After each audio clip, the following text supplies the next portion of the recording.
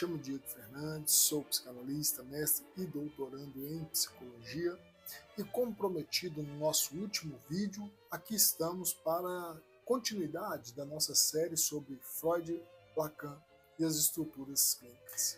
Mas antes de entrarmos no tema do vídeo, por gentileza, confira se você está inscrito no canal, se não, se inscreva por gentileza, deixe seu like, seu comentário, além disso, compartilhe esse vídeo com o máximo de pessoas que você conhece, que também se interessam por assuntos e temas da psicanálise e cultura contemporânea. Hoje, no segundo vídeo da série, vamos então falar sobre a neurose histérica, o desejo como enigma. Poucas palavras sofreram tantas distorções quanto o termo histeria. No senso comum, ela virou um sinônimo de exagero, de teatralidade, de alguém que está exagerando. Então, quando alguém se refere a uma pessoa dizendo que ela está histérica, o que ela quer dizer, na maioria das vezes, é que aquela pessoa perdeu o controle emocional. Além do equívoco conceitual e epistemológico aqui, tem implícito nessa perspectiva uma leitura patriarcal e misógina sobre o comportamento feminino. Mas essa compreensão popular está muito distante e eu diria que é quase o oposto do que a histeria significa dentro da leitura psicanalítica. Isso porque, para a psicanálise, a histeria não é exagero, é estrutura. É uma posição muito específica que o sujeito ocupa diante do desejo. E há algo ainda mais fundamental. Foi precisamente através da histeria que Freud descobriu e sistematizou sua compreensão do inconsciente. Sem histeria, então, possivelmente não haveria psicanálise. A pergunta que orienta esse episódio é justamente essa.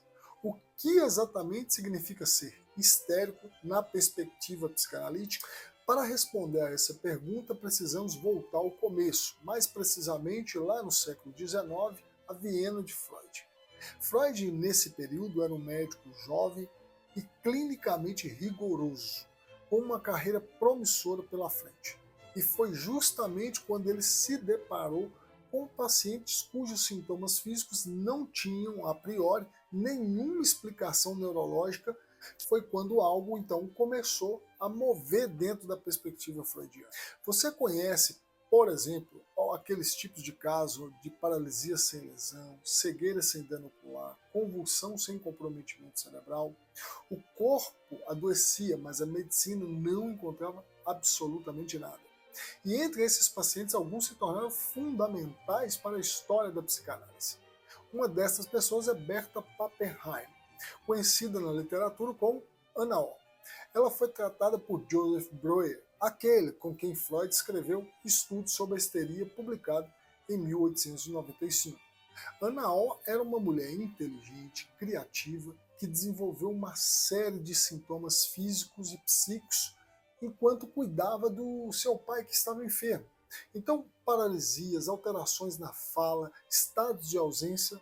Foi ela, por exemplo, quem batizou o próprio tratamento de Talk-Cure, a cura pela fala. Ela percebeu antes do médico Breuer que falar sobre suas experiências produziu uma espécie de alívio. Outra paciente importante, essa tratada por Freud, foi Amy Von. Apresentava tiques, espasmos e uma série de fobias que a paralisavam. Com ela, Freud começou a perceber que por trás de cada sintoma havia uma cena, uma experiência, algo que não havia sido ainda elaborado. E é então aí que chegamos a Dora, talvez o caso mais comentado da história da psicanálise. Uma jovem de 18 anos, inteligente, sintomática, que Freud atendeu brevemente e cujo caso revelou algo essencial.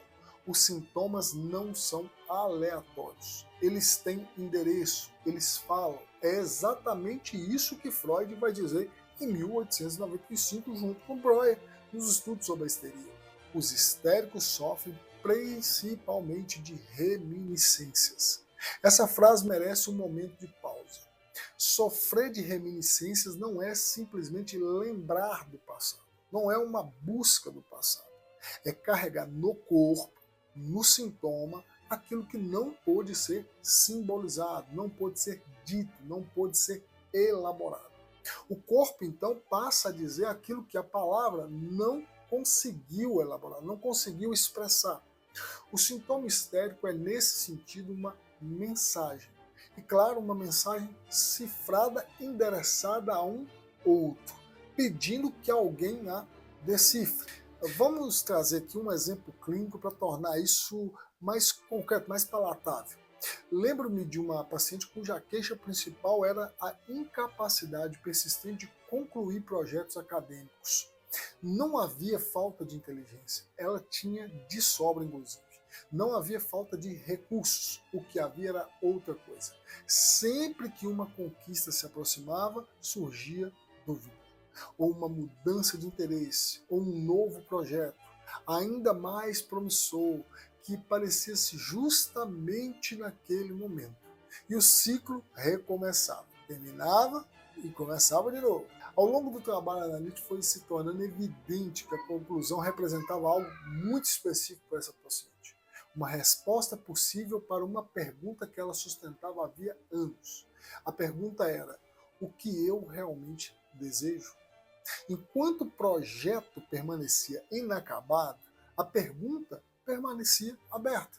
Enquanto a pergunta permanecia aberta, algo de sua posição subjetiva se mantinha intacto.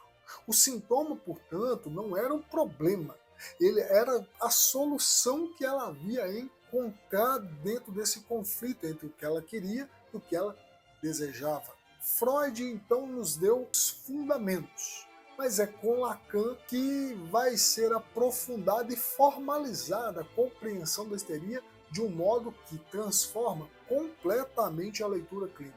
E o ponto central de Lacan é este: a histeria é, antes de tudo, uma pergunta. Lacan vai formular o que ficou conhecido como a pergunta histérica, e ela é decepcionantemente simples. O que o outro deseja de mim? Não o que eu desejo, mas o que o outro, esse campo simbólico, essa figura de autoridade, esse parceiro, esse lugar de onde vem o reconhecimento, o que esse outro deseja de mim. Para entender isso, é preciso então entender o conceito lacaniano de desejo. Em Lacan, o desejo não é simplesmente querer algo. O desejo é estruturalmente faltoso, ele nasce da falta. E aqui vem a formulação essencial. O desejo é sempre o desejo do outro. Lacan vai escrever lá nos escritos em 1966, o desejo é o desejo do outro. Textualmente ele coloca isso. E o que, afinal de contas, isso significa? Significa que eu desejo a partir do lugar do outro, que meu desejo é sempre constituído em relação ao desejo de quem me olha, de quem me reconhece, de quem me falta. O histérico, e o uso do termo no sentido estrutural aqui, sem restrição de gênero, ele ocupa uma posição muito particular diante disso. Ele se coloca como aquele que sustenta a pergunta sobre o desejo. Ele faz da falta o seu território. E aqui entra outro conceito na minha avaliação fundamental, a insatisfação. A histeria tem uma relação estrutural com a insatisfação. Não como fracasso, mas como estratégia. O histérico prefere um desejo insatisfeito a um desejo realizado. Porque quando o desejo se realiza, a pergunta se fecha. E quando a pergunta se fecha, algo se perde. Deixe-me trazer outro exemplo clínico que me incorre nesse momento.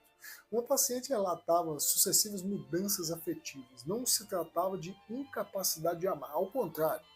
Cada relação parecia ganhar vida e profundidade na interpretação dela. Havia entrega, havia investimento, havia uma qualidade de presença que ela mesma reconhecia como rara. Mas havia também nessa paciente um padrão que se repetiu com precisão matemática. Cada relação parecia florescer justamente até o momento em que o parceiro manifestava um desejo mais decidido, de querer aprofundar mais a relação.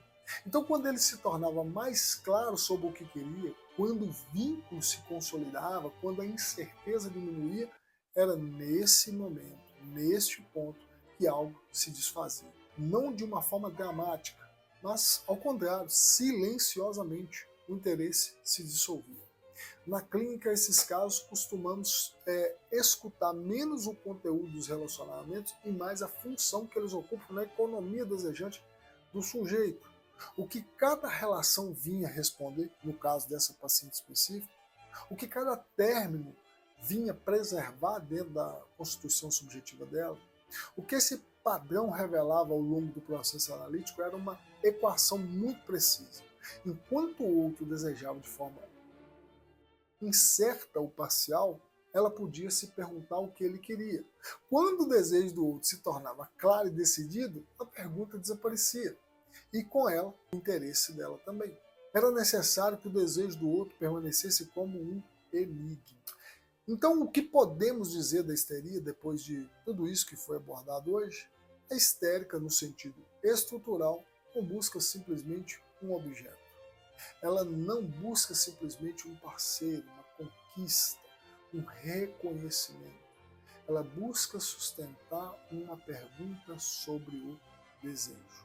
Ela precisa que o desejo permaneça como questão, que a resposta não venha fechar o que ela mantém aberto. E há algo de profundamente humano nisso aqui. A pergunta sobre o desejo, o que eu quero, o que o outro quer de mim, é uma pergunta que nenhum de nós, sem nenhuma exceção, responde de uma vez por todas.